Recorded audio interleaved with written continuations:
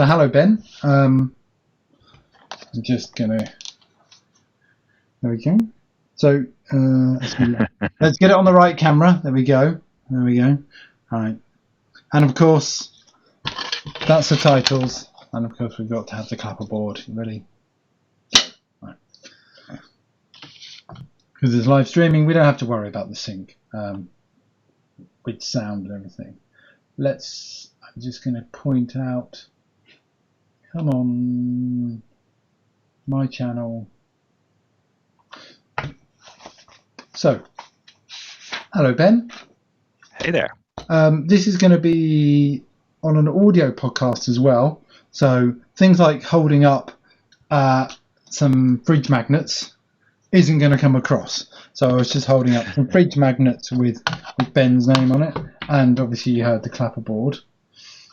Just clicking. You're listening to a man clicking as he tries to find the link to send to Ben so he can see. So Ben, do you want to introduce yourself? Do you want to say hello? Sure. Ben Wiessmann, I'm from Nuremberg, Germany. Data passionist. Been working with SQL Server, so very SQL Server centric when it comes to data. Working with SQL Server since 6.5, so for a little more than 20 years now. We mainly do data warehousing and business intelligence. Well, that's pretty much exclusively what we do here with a small team of 12 people. And yeah. Did you say data passionist? That's kind of my semi-official title. Okay, all right. I don't think I've heard that title before. I like it. It actually ended up on all my slides recently because, I mean, that's kind of the thing. If you're running a small consultancy firm like I do, what's your title? Are you a CEO or are you more like the mail boy? Or, I mean, you're kind of a little bit of everything. And in the end, especially when you're doing community stuff, people actually don't really care about that. So they care about why you're talking to them. And the reason why I'm doing all the community stuff that I'm doing in the data platform community is because I'm passionate about the community. I'm passionate about data. So I figured data passionate pretty much sums up my role, at least in the community, pretty well. All right. So how was the virus affected you and sort of you personally, but also the consultancy? So from really multiple ways, as probably most people out there in this world. First of all, usually I'm traveling a lot. At this point, I'm not traveling at all, as you can imagine, because there is no traveling going on. I have as little flights currently in my account. I don't think I've had that in the last 15 years. I've been at home for the last month-ish, I would say. So the last event I actually attended was SQL conference early March in Darmstadt, Germany. And since then, pretty much everything has gone virtual, and same thing with customers. That also means it affects our business from a business standpoint, because as much as you can do remote stuff, a lot of, especially my day-to-day work, is actually sitting with people and doing brainstorming and discussing how we can improve things, how we can add more value to certain aspects of their business. And you don't do a brainstorming session over Skype. You do if you call someone over Skype, you got a specific question, or at least something that goes in that order. You don't just sit, and that may change depending on how long this is going on. Because at some point people will still want to brainstorm, but at this point all that is pretty much on hold.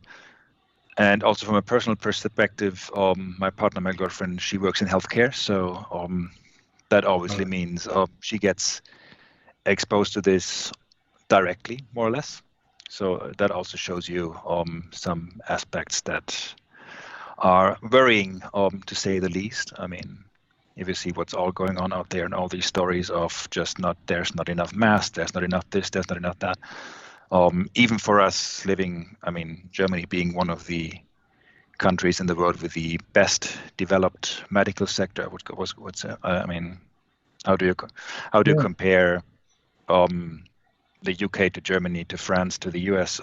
But in the end, even here, it's a disturbing and challenging time, but we're going to get through this, personal and from a business perspective. And We're just going to make the best out of it. And some things just need to, it's on the other hand, it's also interesting to see how much stuff is now actually possible using stuff like Skype, especially like here in Germany. We were always like, yeah, no, everybody needs to fly everywhere and people cannot work from home and so on. And all of a sudden, from one day to another, boom, everyone's working from home. Oh, it seems like it is possible. Yeah, well, it is. I mean, and you can do all sorts of stuff at home that you never thought possible before, But a lot of us, we work from home a lot, travel Correct. a lot, but also kind of, but I think there's something about being with someone in person, being able to see their face properly, being able to make a joke.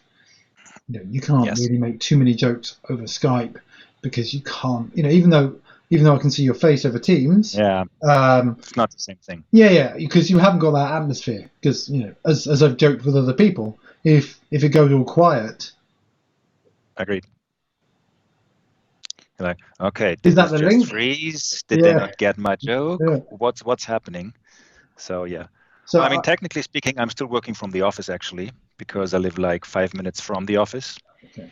And I don't have any infrastructure at home at all, because I kind of made it a rule that when I'm home, so I'm not working there. Right. I don't even have a laptop at home. Really? So as long as I actually I could just take my work laptop to home, but I don't, because kind of my rule is when I'm home and I'm not working, and if I have to work, it's less than a 5-minute drive to get here, so that's completely doable. So as long as this is within the rules, and at this point there's no rule at all in Germany that would prohibit me from doing that, I can go to work. So you have different employment laws in Germany than we have in the UK, where people working from home and doing a lot more hours is kind of expected. But I know from having some colleagues in Germany, your HR departments are very strict with the amount of hours that you can do. And it depends on the kind of company. Like we're that small, we don't even have an HR department. Right. So plus I got colleagues that basically permanently work from home, for not just now, but they did so all the time, because I live 5 minutes from here, others live 2 hours from here, so there's just no point in them commuting 4 hours every single day. Plus they're usually also traveling, so why would they spend 4 days a week with a client plus another day here at the office, which would mean another half day of traveling? It's kind of pointless.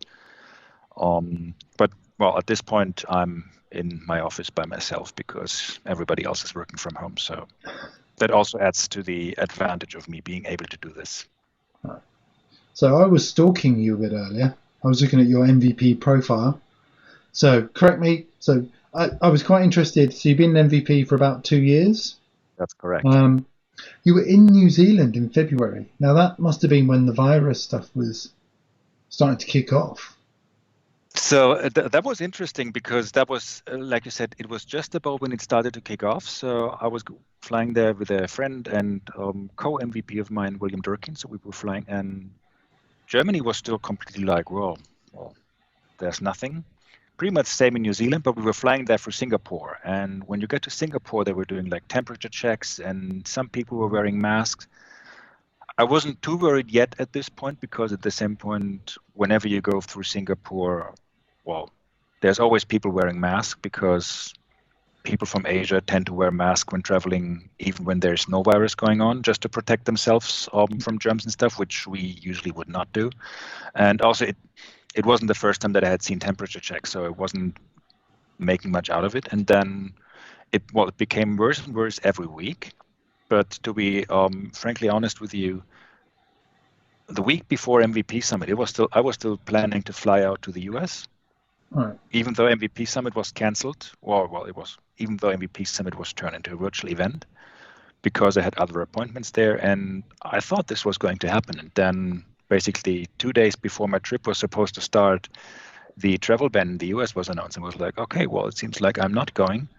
And then it really exponentially worsened day by day, not just by case numbers, but also by measures that were taken to kind of block this thing. Yeah. And you also, so there were 2 things I'd like to ask you about. One is that you were a judge on Speaker Idol at Pass Summit. That was so much fun. Yes. No, I haven't. I've been to Pass Summit once, just as a punter, just going along. how was Speaker Idol? Because So Speaker Idol was really amazing. So the concept of Speaker Idol is pretty similar to all the other idol shows out there. So you got 4 contestants all preparing and presenting a lightning talk, 5 minutes each. And then the judges will choose a winner and a runner-up for the first. It's going to be 3 rounds, and then there's the 4th round, the final, where you will have the 3 winners and one of the 3 runner-ups that will compete against each other. And it was truly, well, I was kind of lucky to be in that position because usually Danny Cherry runs Speaker Idol. Yeah. Danny Cherry was not supposed to be at Path Summit this year because he was planning to be at Ignite, which was happening at the same week. So he was handing Speaker Idol for last year to Hamish Watson to organize that thing. And Hamish approached me and asked me, hey, do you want to be a judge? And I was like, well, of course. Honored, jumping on. And it was so much, well, first of all, I had so much fun there with the contestants and with my co-judges. But it was also amazing how much amazing presenters there were that never spoke at Path Summit, but we were like, whoa. For some of them, I was like, well, I want to be able to present like that. Because that's the thing. Doing a 5-minute presentation is so much harder than speaking for an hour because timing is so much more crucial than it would be. If you're speaking for an hour and you're like, oh, well, I lost a little bit of time there, or, well, I need to just chat a little bit more or take another question or 2 extra just to kind of end up where I need to end up. That's easy. That's doable. Within 5 minutes, that's completely unforgiving any kind of mistake you're making there. So seeing how they cope with it and but also to see their different presentation styles, it was a very great experience, and I'm very grateful that I got the chance to be part of that. Right, and you also have your own podcast. Please talk data to me. Right. Is that right? That is right. So I'm doing that with 2 other MVPs, 2 other German MVPs, Frank Geisler and Tilman Eidelberg. We mainly do it in German, unless we get guests who only speak English. In that case, we switch to English. But so it's a very niche podcast, obviously, because it's data platform only, Microsoft data platform only, basically, and it's in German. So that obviously reduces the number of potential listeners. It's an audio podcast only quite a bit, but still we figured this is what we want to do. Again, with the exceptions, on the last episode, we had Rob Sewell as our guest. The episode before that, we had Pedro Lopes and Argenis Fernandez as our guests. Obviously, we spoke English with them, and then we did the whole thing in English. But yeah, we've been doing that for almost 2 years. It's going to be 2 years this June. So we do 1 episode every month, and an episode usually has around 2 hours of content, which is rather on the long side, which is because we do multiple topics in 1 episode. But then again, we get the feedback from listeners. But in the beginning, they were like, oh, this is way too long. And I would agree. But at this point, they're just like, well, I'll listen to a part of it and then I hit stop and then I just keep listening at a later point in time. So that works. Yeah. Well, I mean, I listen to audiobooks, and they're not, they get their 8 hours. You listen to a bit, you put it away, you listen to different things. So it's as long as you're switching topics, it's not the same topic for 2-3 hours. That might be a bit hard. Okay, so I have my standard question, which is from Mike Robson. What's your favourite cheese? My favorite cheese, it is hard to answer because I love all kinds of cheese that are not blue cheese. I hate blue cheese, love any other kind of cheese. But I would probably go, if I had to pick one, I would probably go for a nice Parmesan. Okay, all right. Is that on something? On a cracker or on some bread? Or is that on pizza? Or is that on... That would be by itself, probably with some nice chutney or mustard. Oh, okay, all right.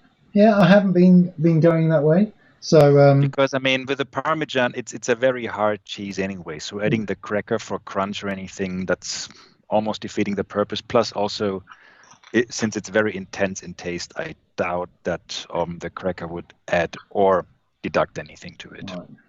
Plus, I've never been a huge fan of crackers. So see, it's a rather simple question, and even a throwaway question, but you get really interesting answers off what's your favorite cheese. Thank you, Michael. All right. And since you are an MVP, I'm going to do the MVP quiz. So are Yes, you ready? please. What does MVP stand for? Microsoft Most Valuable Professional. Okay. Is it true you've got Bill Gates' phone number? Well, I do, but not all the MVPs got that Ah, because that's on a very specific secret page. all right. Is there a secret handshake? There is, but the thing is, if I would show you, I would have to kill you, and through Teams, that's kind of a challenge. So It is, yes. Well, between the two of us, it's more of a secret dance, interpretive dance, that is. but because I work for Microsoft, there is an instant kill button in Teams that will electrocute the person at the other end, but we're not allowed to talk about it. Well, and I also think that it is not deployed to my specific Teams instance. You need the blue badge for that button to appear, like with the custom background that wasn't available to us until quite recently. So I think I will not be able to do that dance for you. I'm sorry. Okay, all right. Maybe in person, if we Yes, could please. find a darkened room away from prying eyes. Do you get free parking? We even get a free car, but again, we're not allowed to talk about that. Okay. Who's the tallest MVP? That's a very simple answer at this point, and just as of 2 months ago, Benny the Jaeger. Okay, I think someone else has nominated him. If all the He's about 3 meters tall, plus minus. So around 3 meters. yeah. Yeah, and for those For who our American are friends, the closest to that would be about 3 yards. yeah, that's yes, about 9 18 feet. Yeah. If all the MVPs were on a desert island, no, sorry, could you sneak me into the next MVP summit? I would need to talk to people because I mean I've kind of stretched my luck with getting Bill's phone number and stuff. So, but I will try. Well, if it's all virtual, there'll be no way you could sneak me in. And the next MVP summit will most probably be virtual, given that Microsoft has announced that all their in-person events till June 2021 will be virtual. So that will probably cover the next MVP summit as well, I guess. Yeah, it's so I've been talking with a few people who go to conferences and about how this may change. Well, I'm talking to somebody later in the week, and they're running a virtual conference. And there's another virtual conference I found out about yesterday. I can't remember what it's called, but it's a deeper technical one, so a level 300 plus. So you may refer to 8Ks. Yes, that's the one. So because that's the thing. All of a sudden, all these virtual conferences are popping out of nowhere. Up until recently, there was basically Group By, which was founded by Brent Oser a couple of years back, and that was it, which will be again in May. And then now Matt Gordon started a conference that will be only 100 level sessions. Oh, who's that? Matt Gordon? Matt Gordon, yes. Okay. I'm also an MVP from Kentucky, and they're doing 1 day in Europe, 1 day in the US, just to adjust with time zones. And they're going to do 10 sessions on each of those days. And the conference, so call for speakers just ended yesterday, and the conference will be on 29th and 30th of this month. So very short. It's called Data Discovery Day. Okay. So that should be interesting. Then there's going to be Data Weekender. There's going to be 8Ks. So there's going to be a conference by the friends from India that usually run Data Platform Summit, which will also be in May. So like I said, all of a sudden they're all popping out there, which is interesting. So we will see how this will all work out with all them kind of happening at a very similar time. So we got 4 or 5 of them happening in a 3-week time frame, which is a lot. First of all, obviously they're competing against speakers, and even with no travel going on, people only have that much time that they can commit to conferences.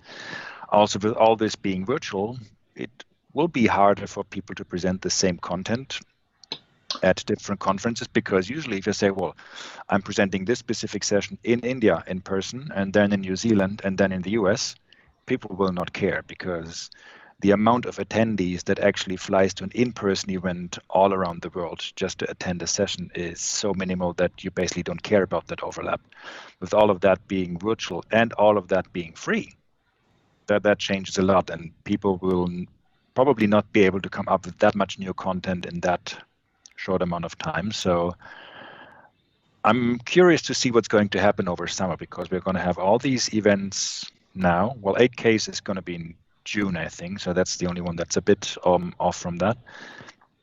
And yeah, then we're going to have to see how all that stretches out. If there's more conferences popping up, if they do encores, because I mean, in theory, they could just have that same thing probably on a monthly basis if you see how many submissions they get to even to the virtual conferences. Yeah. Not just because people are afraid they don't get enough speaking contributions and stuff, but also because people still want to speak. People are still passionate about community stuff. And I mean, it's pretty much a given that we will not have in-person events for the next couple of weeks. Almost all SQL, well, I think all SQL Saturdays till the end of May are canceled. So far from what I think, the first one that is still on would be SQL Saturday Virginia Beach in mid-June. Right. And I think LA would also be on the same day. So yeah, let's see. I wouldn't be surprised if they get cancelled as well, or even if they're not cancelled, you would have very low turnout. I think Yes. we have to wait a good couple of months to see. But I I agree. think people still love, the in-person events, seeing people. This is great, Yes. Over Skype and doing a remote one. But if you can't see the people in the audience, so if you're giving a very, maybe a level 1, 200, you cut, it's fine, 3, 4, 500. You want to see people's faces to see whether they understand your content, to know whether to go deeper or to rein back. And Plus you can't also, do that. yeah. Also, after your session, you want to interact with them. You want to be able to take questions and stuff. People don't ask questions in virtual events. Well, not no questions, but the turnout on questions is much lower, just because the boundary of, if you do that in public in a recorded session, or people are probably like, well, maybe this is a stupid question, so I'm better not going to ask. There's no stupid questions, but you know how it goes.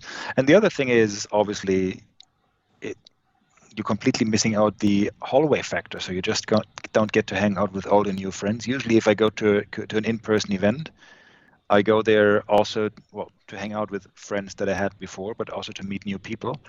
And even if there's these virtual hangout rooms and stuff, it's not the same thing. No. This isn't the same as being next to you this far close, where I can see you, I can smell you, I can touch you. This will always be distant. But I think that I'll always go to physical events because I enjoy being there and hanging out with people and friends. All right. So our final question from Richard Herring's emergency question book, and he's the podfather. So I don't know if you're aware of him. So this is his book. If you pick a number between 1 and 1001, and then you can have the question.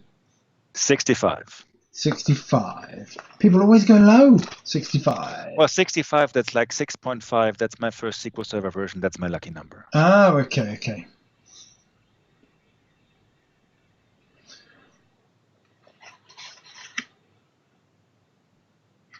What modern-day item do you think will seem ridiculously anarchic in 10 years' time? So, what item would seem kind of out of date in 10 years' time? I don't know, that's a... Damn.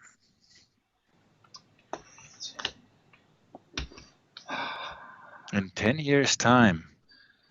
Potentially a headset like the one I'm wearing now. Maybe even your glasses. Oh, no, hang on.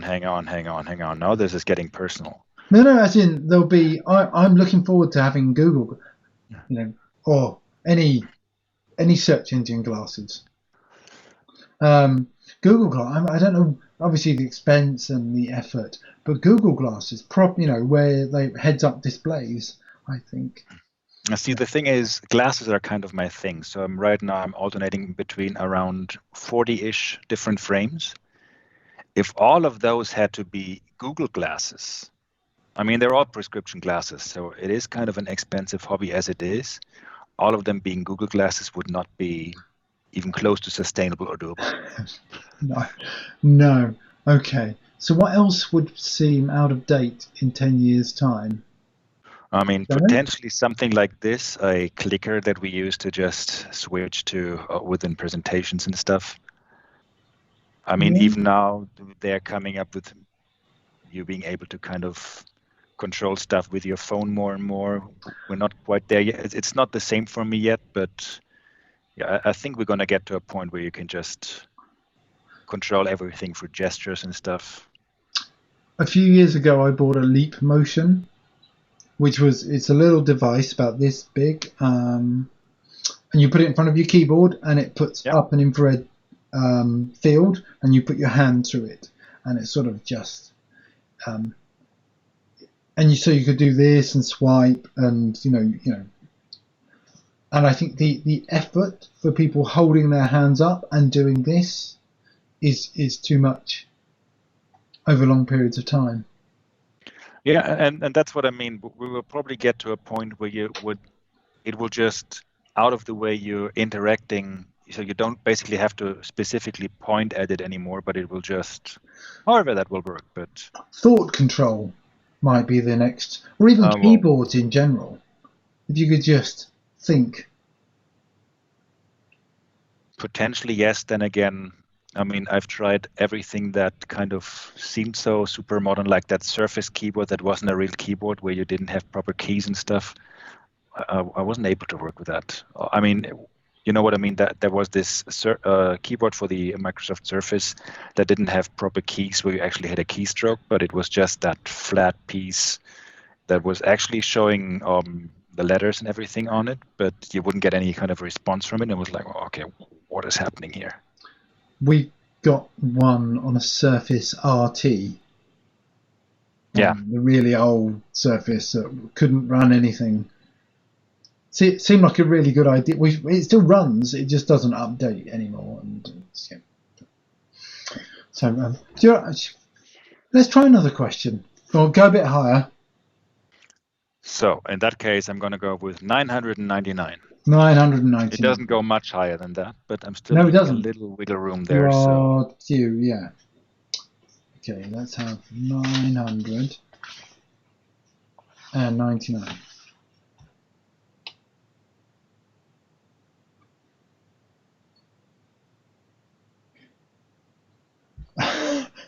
No.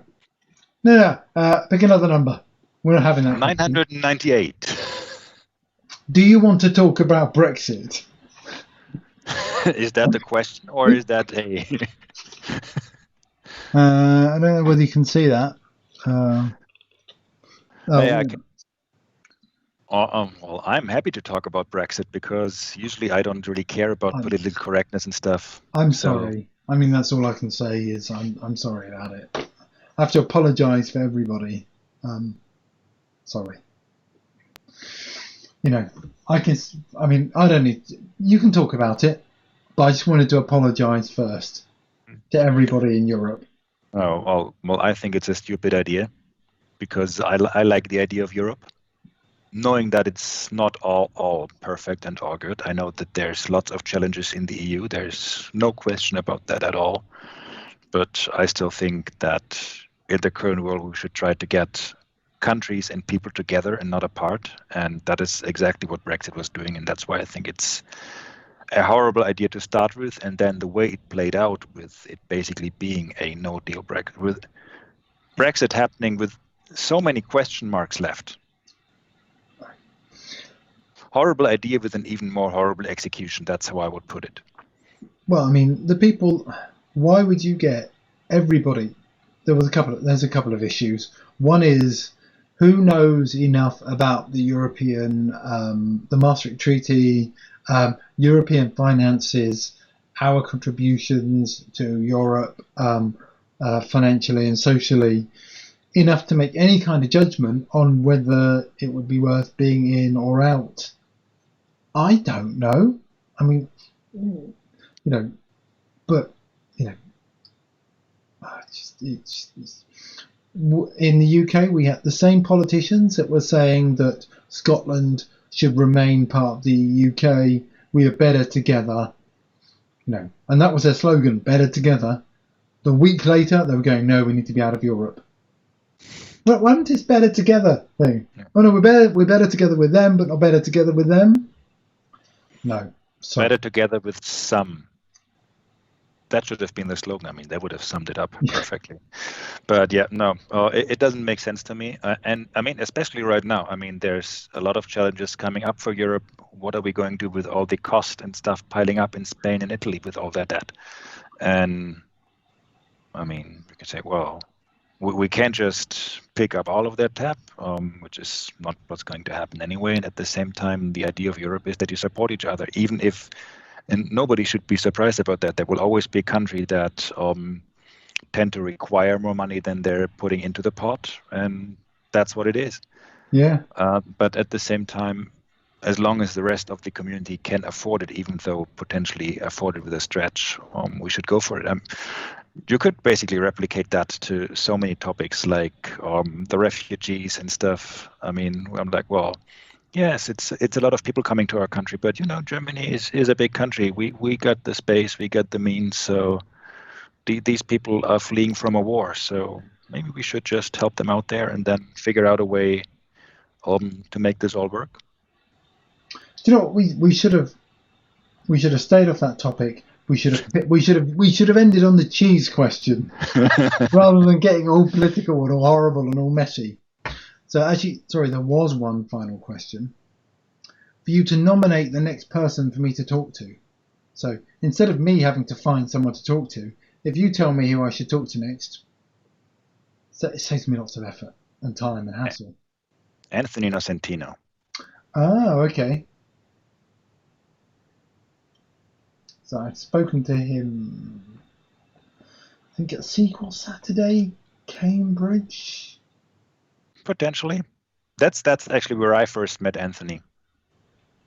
He knows his way around SQL on Linux. Yes. He's one of the organizers of 8Ks, so he could give you some in-depth on that. He knows everything about Kubernetes and a little more than everything.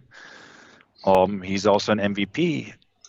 He loves food, so he will have an answer to your cheese question. So I would say he's a perfect match to this podcast. So I will. Apart of the fact that he's a great guy. Oh yeah. I'll reach out to him next. So thank you very much for your time.